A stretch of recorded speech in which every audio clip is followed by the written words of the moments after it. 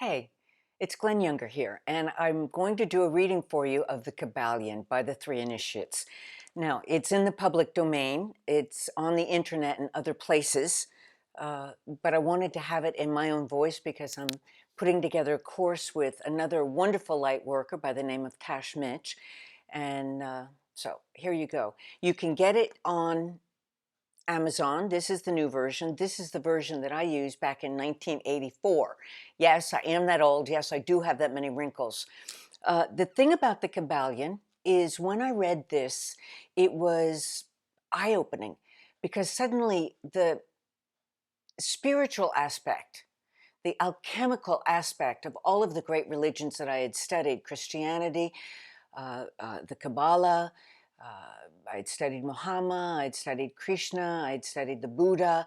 Uh, it helped me understand how they were all saying the same thing, and that is that we are one in the light.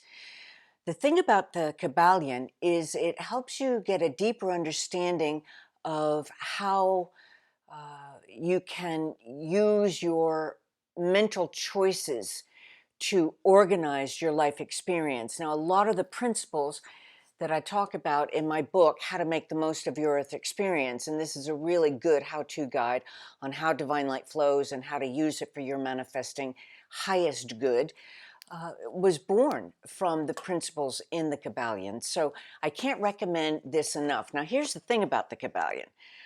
Like I said, I first started studying it in 1984, but after I was about the third way through, I realized that this is just not something that you can get on the first go round. And so what I started doing was writing down the year that I was studying it again. So please, just because you listen to this once, just because you take the course that I'm doing with Tash Mitch, and you'll find the link below the video when it's ready, this is an ongoing process. You're an infinite divine being having a very finite experience. So a deeper study of yourself and the Kybalion will make a big difference. Enjoy.